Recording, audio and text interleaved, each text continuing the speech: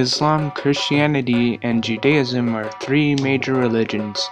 Today I'm going to be covering the 7 dimensions of religion and how they tie into these three religions. Then I'm going to be looking at how one of the 7 dimensions in one religion compares to the other one in another religion. But the thing is, I'm not going to go over all 7 dimensions of religion. I am only going to go over 4 of them. And those 4 are going to be ritual, doctrinal, ethical, and social. So let's start it off with ritual, guys. Okay, ritual. In Islam you have the 5 pillars, which are Shahada, which is your confession of faith, Salat is prayer, Zakat is charity, Psalm is fasting, and Hajj is the pilgrimage. In Christianity, you have a daily prayer, but it depends on the person. Some people may pray 2 times a day or 3 times a day. Some people pray before meals, but I personally just pray 1 time a day. I may pray 2 times a day. And there's also a holy Sabbath day, and there are holidays such as Christmas or Easter.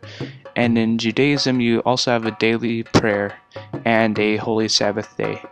So some similarities are daily prayer, which takes place in all 3 religions.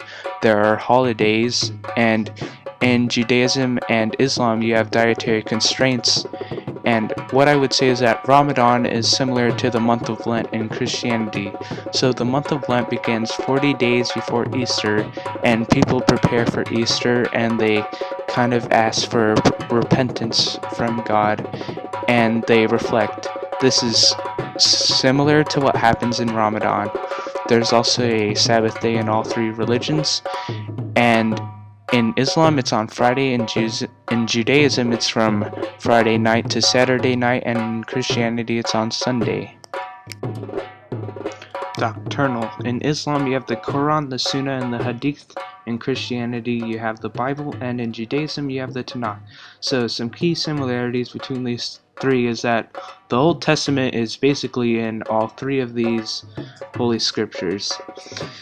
So yes, a lot of the prophets that are in these 3 scriptures are the same. So Abraham is recognized as a prophet in all 3 of these, and so is Adam and Noah. But some key differences between these 3 are their outlooks on Jesus.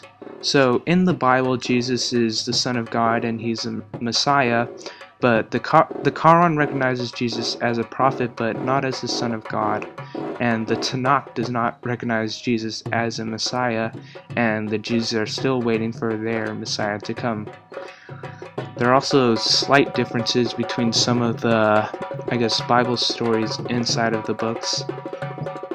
For example, one holy book might cover something like the Exodus in more detail than another one.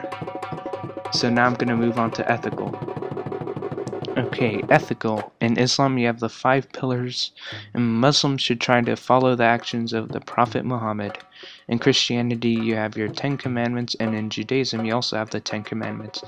In Judaism we also have the halakha, which is in the Torah, and it holds all 613 commandments. So some key similarities are that both Christianity and Judaism have the 10 commandments. These were given to Moses, so that's why they're the same. And so the first commandment in Judaism and Christianity is don't worship any other gods. This is also the same thing as the first pillar, Shahada, which is the confession of faith.